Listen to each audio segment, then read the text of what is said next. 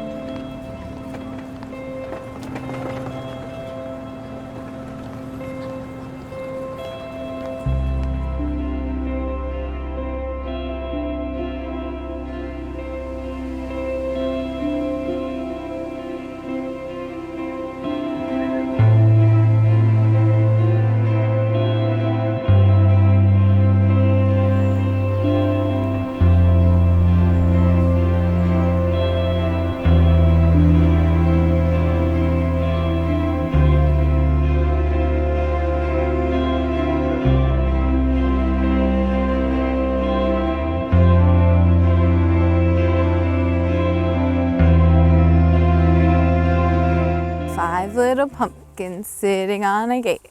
The first one said, "Oh my, it's getting kinda late." The second one said, "There are witches in the air." The fourth one said, I skipped a number. Oh, I cursed. I'm not supposed to curse, am I? So hopefully you enjoyed watching that. I had fun shooting it. Me and my girlfriend took a little hike up to New Jersey, and we hiked up this crazy mountainside. I want to give a quick disclaimer that's not all completely out of camera. We were hiking up a rocky mountain. The pathway wasn't completely flat. And also, I was trying to go quick because we got there pretty late, so we didn't want to get stuck in the forest until dark. So I did kind of rush a little bit while balancing the gimbal. All I did in post was add a tiny little bit of warp stabilization just to take some of those little bumps out and kinks out. Other than that, I really didn't do a whole lot. So there's obviously like hundreds of reviews on this gimbal already because Zhiyun's marketing team is on top of this shit, yo. I'm not really gonna go into all these little tiny things like the menus and the settings. A lot of people have already done all that stuff. I'm pretty much just gonna focus on what makes this gimbal work for me. So let's first talk about what Zhiyun has said is good about this gimbal. Supreme power, high responsiveness, compact size, instant gimbal. Settings. 6 shooting modes. The Zhiyun Weebill-S is the perfect balance between... Okay, that's enough. I'm gonna go through real quick and check off all the boxes that I believe to be true. Supreme power, check. High responsiveness, check. Compact size, check. Instant gimbal settings, half check. 6 shooting modes. Well, yeah, there are 6 shooting modes, it's true. So that's technically a check, but the vortex mode, the go mode, and the POV mode are kind of gimmicky in my opinion, especially because the vortex mode doesn't actually work 100% of the time. If you have a longer setup, the back of the camera is actually gonna hit the motor, which is kind of annoying and prevents you from doing any sort of vortex mode at all. So it's almost like a half check there as well. So I had the Crane V2, I currently have the Crane 2, not sure what the difference in branding is there, but change it. The Weebill, being that it's a Zhiyun product, works and acts very similarly to the other gimbals that I've had and used from them. But let's jump into some of the noticeable features that I really like about this gimbal in particular. So, this trigger right here is pretty sweet. There's actually like a trigger right here on the back. This is kind of like a pistol grip. And this trigger right here feels extremely natural. So some of you guys know that I actually like to shoot in locked mode a lot so that no matter where I go with the gimbal, it doesn't move. I actually use the joystick on the back to do my panning and tilting. But if you hold down the trigger, it goes into full follow mode, which is pretty sweet. All I have to do is hold the trigger instead of having to change a mode on the actual gimbal. Something that's also pretty awesome about the trigger is if you're in locked mode, right, and you're all the way over here, but you want to be facing that direction, I don't want to have to sit here and wait for my gimbal to go all the way back across with the joystick. So what I can do instead is just double tap the trigger and it goes back into like a default setting. It's pretty awesome. So the next thing I really like about it is that the fact that this one is actually compatible with the GH5 and the GH5S. I don't know if I'm just out of touch and I haven't looked at the firmware upgrades in a while, but my Crane 2 can't actually talk to my GH5 or my GH5S. So I can't use the cool focus wheel that's on here. I can't change the settings that are, you know, in the LCD screen. I can't do anything on the camera. I have to physically touch the camera body in order to change anything. Now, it's not the worst thing in the world, but I don't really like to touch my camera while the motor is on because you're effectively just fighting against the motor at that point and it could burn it out or drain the battery quicker. So I kind of want to get my hands off of the camera body, and this allows me to do that because I can plug it in to the GH5 and use the focus wheel. Now, the focus wheel isn't gonna replace a focus puller, but what it does is it allows me to get my hands off the camera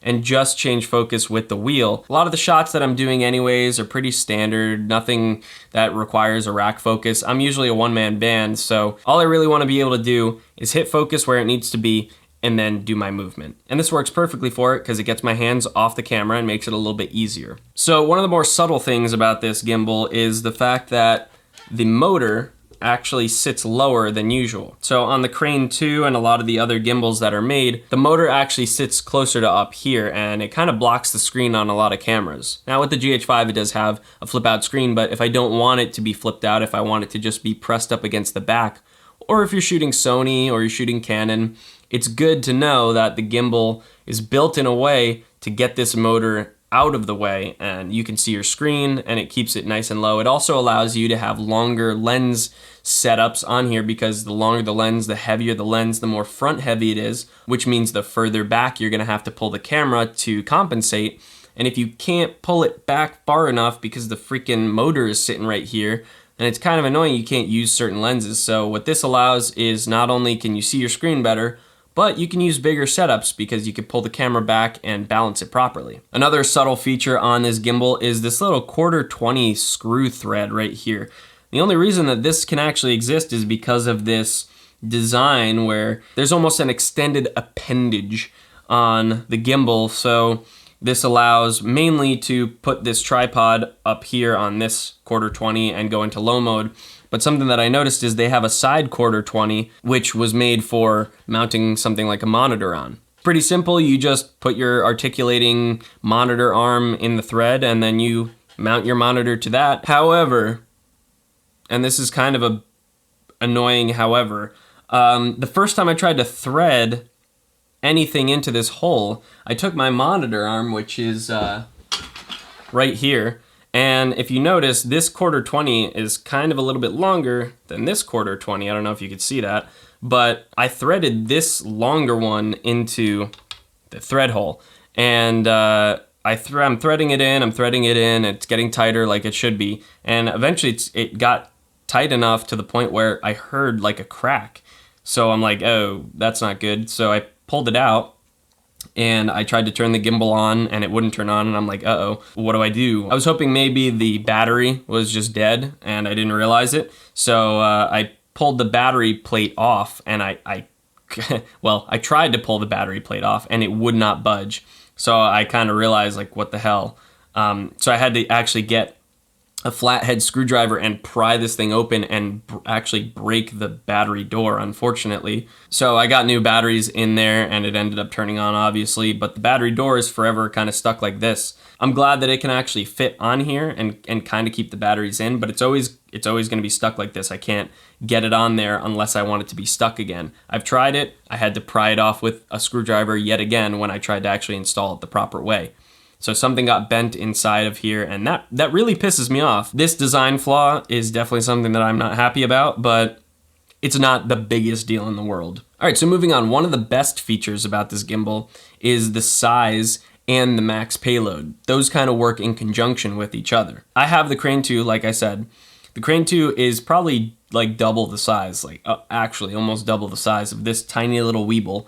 And this gimbal has such good motor torque that it can hold pretty much any setup that I've put on my Crane 2. The motors on this thing are actually pretty insane. It can hold my GH5S with a Metabone speed booster adapter and my Tamron 24-70 2.8 from Canon. That's a pretty beefy setup, you know? It's probably 5 or 6 pounds, so that's actually really awesome for a small compact size like this. And that's really the main thing. I put this whole gimbal in my backpack and went hiking with it. It's really important to me to be able to put a solid amount of weight on my gimbal without it violently shaking like it's having an epileptic seizure or something. Like, have you guys ever seen that episode of Dragon Ball Z where Goku goes into Super Saiyan 3 for the first time? I feel like some gimbals just don't know what the hell to do when you put too much weight on them, so they're just like...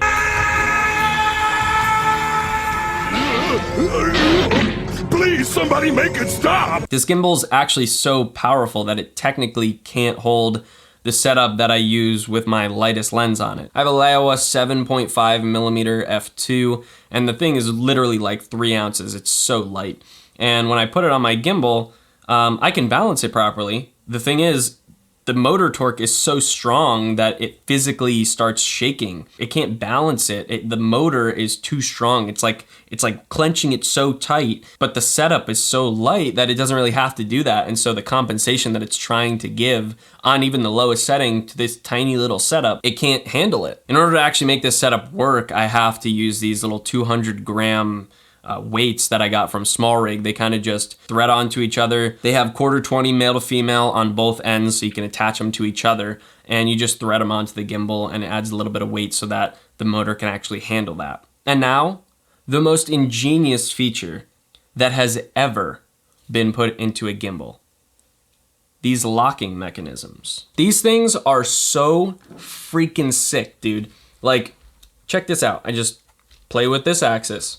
Then I lock it and it can't go anywhere. And then I play with this axis and I lock it and I can't go anywhere. This is the smartest thing I've seen put into a gimbal at all. No, the lower motor to see the back of the screen, the POV mode, freaking vortex mode, whatever. This is 100% the smartest thing I've ever seen put into a gimbal, and it makes everything just so much easier. This makes transporting, balancing, all that stuff super easy and functional. I want to work on my, my tilt axis without having, this also going on and, this also going on. I don't want my camera flailing around and doing crazy wild stuff and bumping into everything while I'm trying to freaking balance it in one of the axes. I just want it to be able to stay in place and allow me to work on whichever axis I want. And that's exactly what this locking mechanism does. It also allows me to take it places and shoot something while the gimbal is powered on, and then turn the gimbal off and lock these into place and not have to worry about my camera moving around in 3D space while I'm walking with it, trying to save battery life. I don't want to keep the gimbal on 24/7. I'd rather just lock these mechanisms down, turn the gimbal off, and now I'm just pretty much holding it on a GorillaPod or, you know, a mini tripod essentially. So honestly, bravo to you guys. Freaking bravo to Zhiyun, because this thing, that's the smartest. Whoever came up with that in the office, they probably got a huge raise. This is awesome. I love that. So now that I'm done kissing Zhiyun's ass, let's talk about some of the things that I don't like about this gimbal. That was a joke, by the way. Don't worry. I like all the stuff about this gimbal that I said I liked. I'm not actually kissing their ass. I'm just making a little joke, okay? So honestly, there's only 3 main things that I wish were different about this gimbal. Number 1, we already talked about, and this stupid freaking battery door. This really pissed me off, you know? Like, I'm sure you guys noticed when I was talking about it. This made me angry because this is something that should be so simple. It just broke from something that had nothing to do. I wasn't touching the battery or anything. Like, it has absolutely nothing to do with the battery or this battery door, but it broke because this stupid design is just weird. I don't know. Just really annoying. So number 2 is the app that you use to connect to the gimbal. You can control it and stuff, and personally, I just don't really like it that much. The Crane 2 and the Crane V2, again, change it, they both used what was called, I think, the Zhiyun Compatibility app or something like that. I don't even remember. The old app had features that I really liked. It was intuitive, it connected really easily. It allowed you to change the roll, pan, and tilt, joystick sensitivity, compensation, all that kind of stuff. I really liked it, and then they went and made a different app for, I guess, their new line. Maybe it started with the Weebill or the Crane 3 or something, the lab series or something like that. But they made the new app called the Xi Play or the G Play or whatever.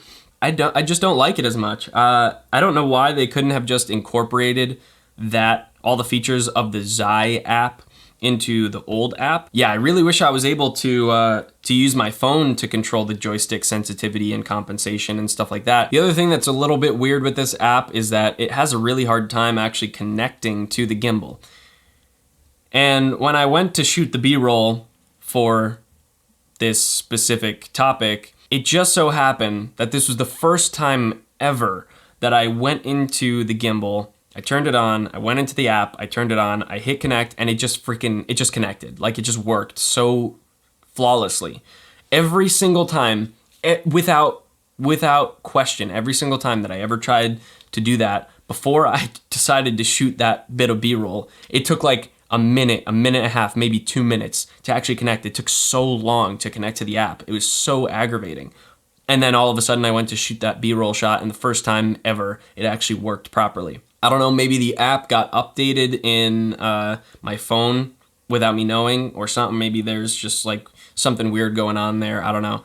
But that shot of B-roll right there, I don't think truly gives a good idea of what it is to deal with this app. It's kind of more frustrating than that. And it's kind of hit or miss. And the last thing I want to complain about is, what the f is this? This case is by far the worst case I've ever been given for any product I've ever purchased. The Crane 2 came with this nice hard case. It's kind of rugged. It's hard enough. It's got good padding protection. It's got the zipper on it. The inside, which I won't show you, is actually really intuitive as to where to put everything and where to lay everything out.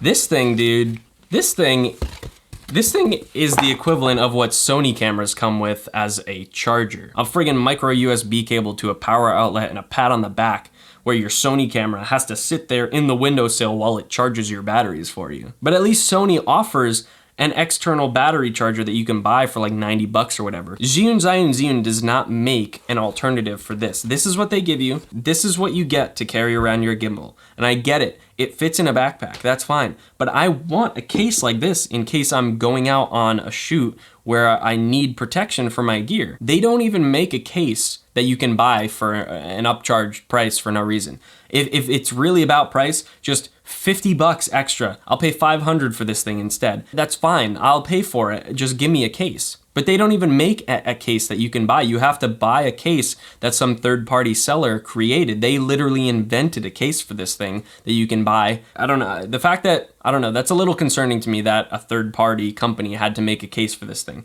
Like, I know it fits in a backpack. It's still a professional piece of gear that needs to be protected. And if I don't have a backpack that has, you know, hard padding like that thing, then I don't really have an option. Another unfortunate turn of events. Okay, so what have we learned? So I learned that this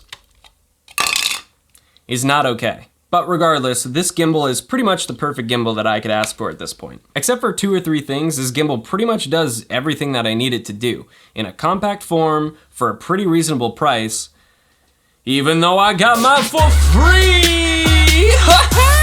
I got my for free, baby!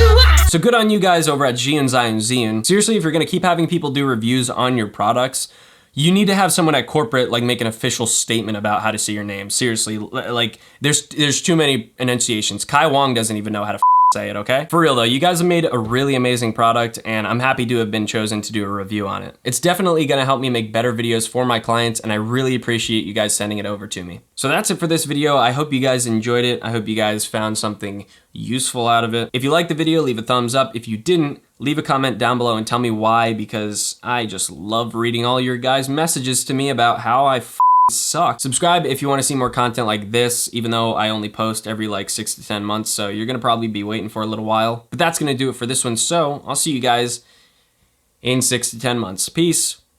I don't know, maybe tomorrow, maybe 6 to 10 months, who knows. See ya.